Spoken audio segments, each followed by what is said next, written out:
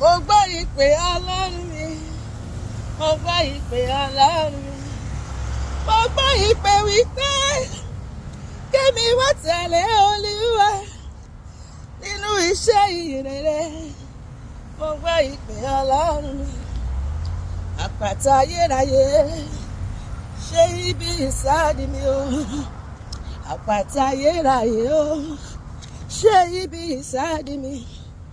Jẹ́ kí omi ohun ẹ̀jẹ̀ tó ṣàn láti ìyá rẹ̀ o, ètùtù fẹ́ ṣe mi, ó sì sọ mi di mímọ́. Àpáta ayérayé, ṣe ibi ìsádi mi o. Mo yin Jésù lógo, wọn náà jẹ́ kájọ yìí. Mo yin Jésù lógo, sórí pé o, ìpè tó pé mi o, ìpè ológo ni o.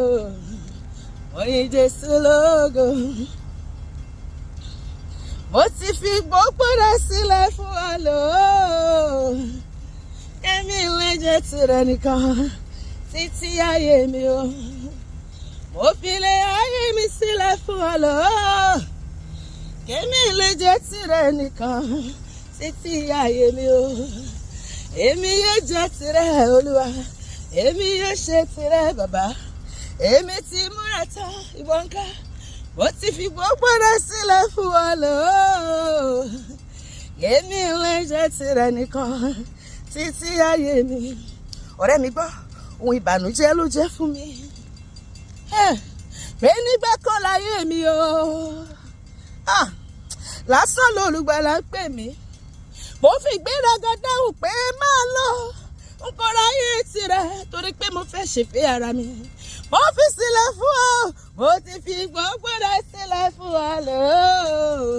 Olúwa, kémi lè jẹ́ tirẹ̀ nìkan títí ayé mi. Ìpè ọlá ni ọpẹ́ ní tí pè ní ṣọlá. Mo fi lé ayé mi sílẹ̀ fún ọ lò ó.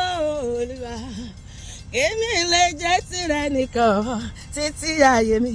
Bàbá, èmi yóò jẹ́ tirẹ̀, ìwọ ńkọ́? Èmi yóò ṣe tirẹ̀ bàbá.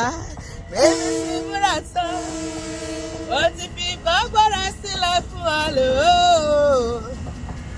Èmi lè jẹ́ tirẹ̀ nìkan títí ayé mi. Mo fi gbogbo rẹ̀ fún Jésù pátápátá láìkú kan. Olúwa, wọ́n máa fẹ́, wọ́n sì gbẹ́kẹ̀lé o. Mo wà lọ́dọ̀ rẹ̀ títí. Mo fi gbogbo rẹ̀ Olúwa, mo fi gbogbo rẹ̀.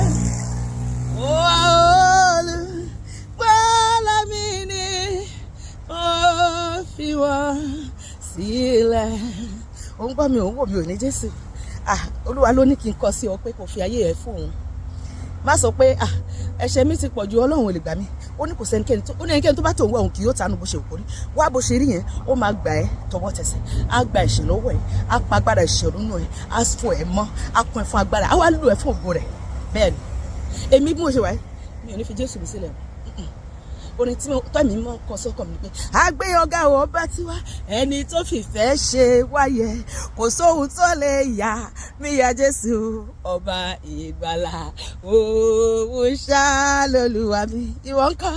Jésù lolúwa, òun ṣá lolúwa mi, ṣá lolúwa mi. Ẹni tó fìfẹ́ ṣe mí yẹ, kò sóhun tó lè yà mí ya Jésù ọba ìgbàlà. Òun ṣá lolúwa mi. Jésù lolúwa tèmi, ó sì ń pè ọ́, ó ní kó máa bọ̀ sọ́dọ̀ òun. Ó tẹ́wọ́, ó ṣípá, ó ní mò ń kanlẹ̀kùn, ẹni tó bá ṣe mú wọlé mú bàjẹ́. Jésù ń kanlẹ̀kùn ọkọ ẹ lónìí, ṣí ilẹ̀kùn fún, yóò sì máa jọba nínú ayé rẹ ní orúkọ Jésù. Àmín.